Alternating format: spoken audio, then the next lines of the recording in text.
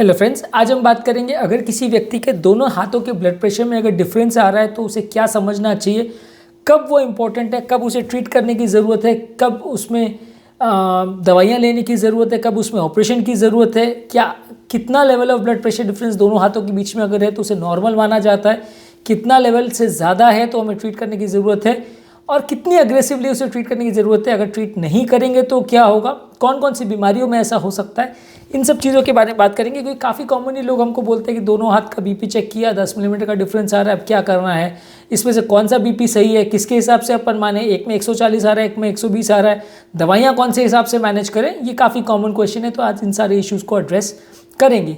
Blood pressure related और नलियों के blockage से रिलेटेड बहुत सारे टॉपिक्स हमने किए हैं।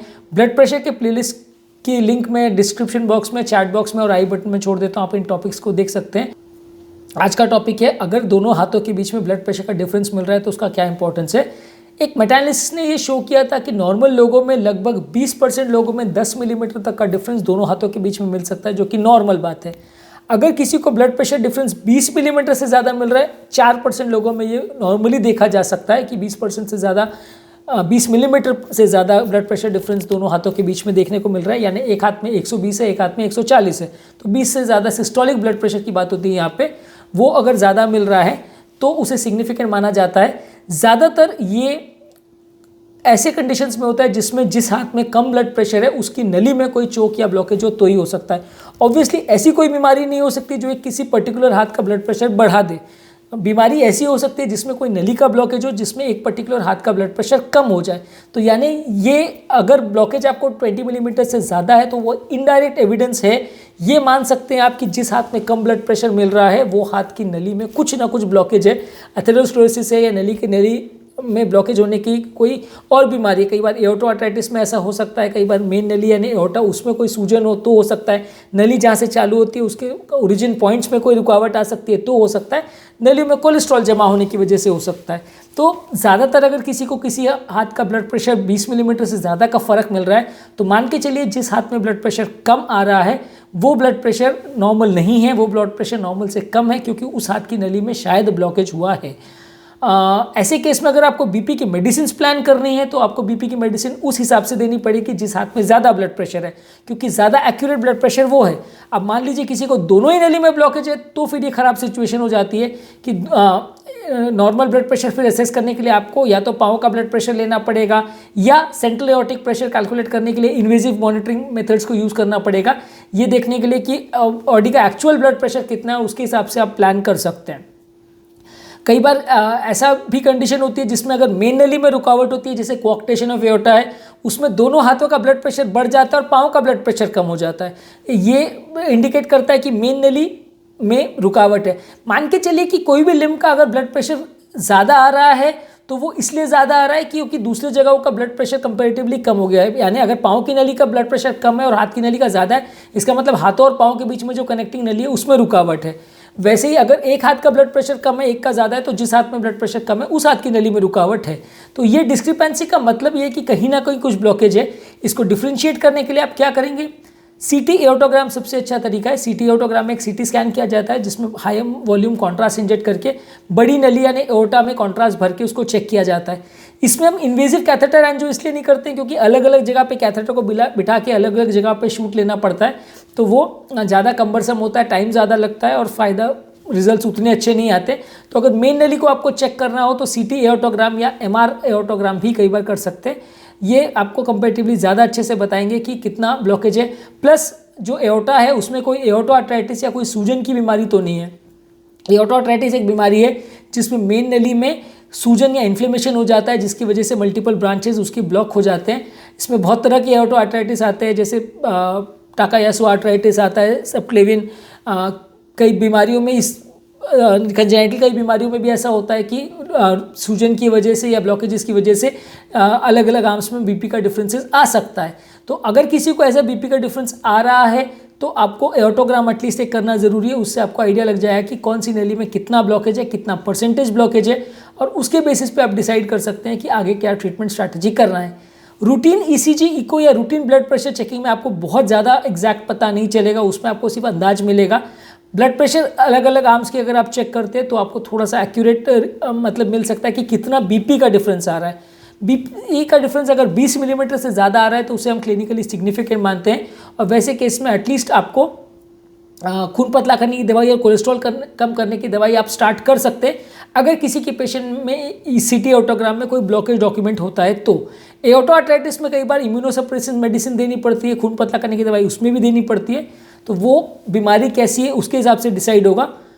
लेकिन अगर ब्लॉकेज अगर डॉक्यूमेंट होता है, पेरिफेरल आर्टरी डिजीज डॉक्यूमेंट होती है, तो खून पतला करने की दवाई और कोलेस्ट्रॉल कम करने की दवाई ये दोनों दे देनी पड़ती है। अब लास्ट में बात करेंगे इसमें इंटरवेंशन कब करना है।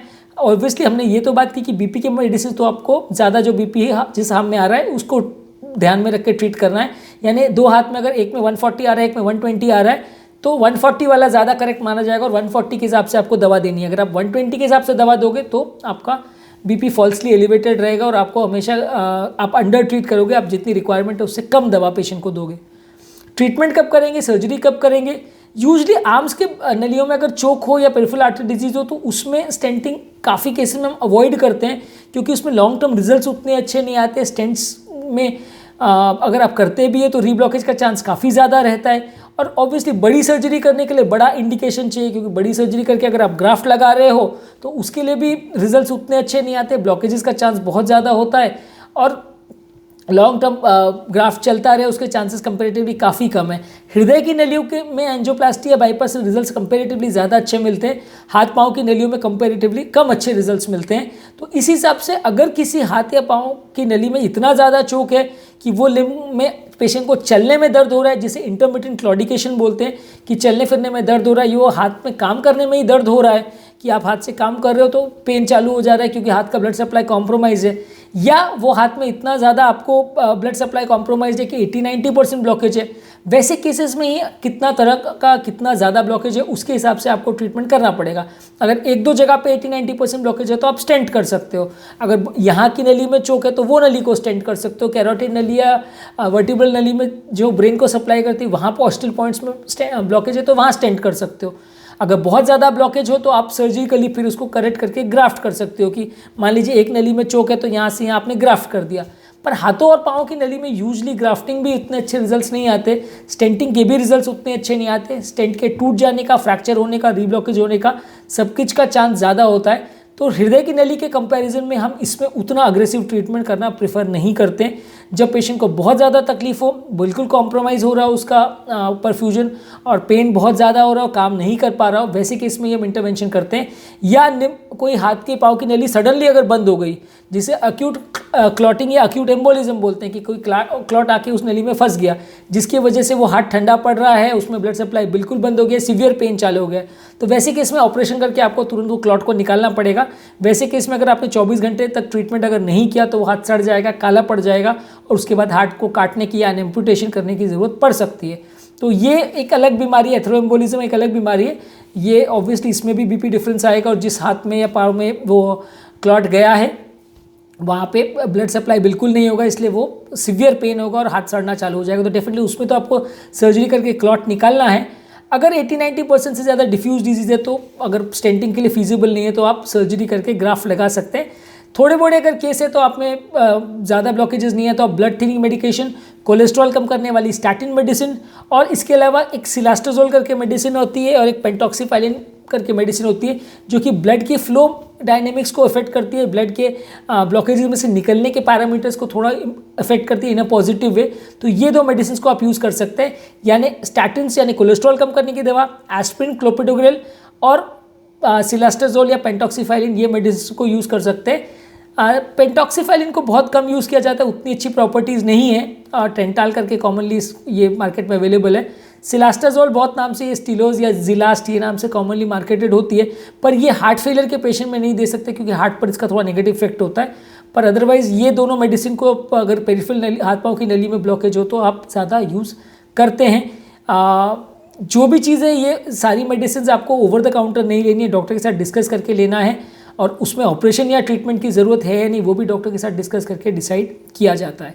तो इस टॉपिक में हमने बात की किसी को हाथ पाँव की नलियों में अगर डिफरेंस ऑफ ब्लड प्रेशर आ रहा है तो क्या करने की ज़रूरत है और इसमें ट्रीटमेंट करने से क्या फ़ायदा क्या नुकसान होगा।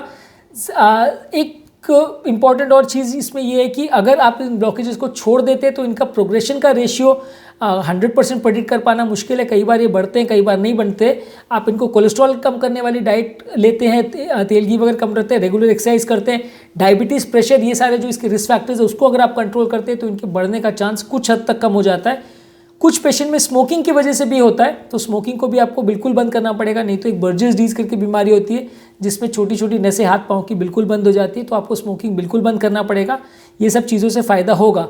बढ़ेगा या नहीं ये फ्यूचर में प्रेडिक्ट कर पाना मुश्किल है, पर over a period of time आपको अगर ये बढ़ रहा है तो फिर उसको रीअसेस करना पड़ेगा और 2-4 साल में CT एंजियो करके देखना पड़ेगा कि बढ़ रहा है कि नहीं, और उस हिसाब से आपको ट्रीटमेंट प्लान करना पड़ेगा।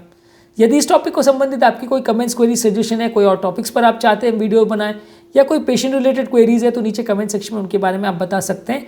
अंत में मैं डॉक्टर नवीन अग्रवाल तहे दिल से आपका शुक्रिया अदा करूँगा, आपने इस टॉपिक को एंड तक देखा। जो लोग हमारे चैनल पे नए हैं उन्हें रिक्वेस्ट करूँगा कि चैनल को सब्सक्राइब करें। ऐसा करने से हमें चैनल को कंटिन्यू करने के लिए मोटिवेशन और इंस्पिरेशन मिलता है, और जब भी हम कोई नया कंटेंट अपलोड करते हैं तो उसका नोटिफिकेशन आपको मिल जाता है।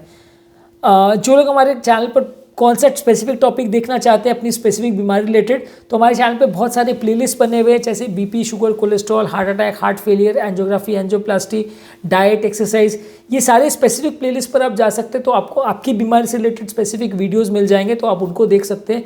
उससे आपको ज़्यादा रेलेवेंट टॉपिक्स मिलेंगे, ज़्यादा रेलेवेंट कंटेंट मिलेगा।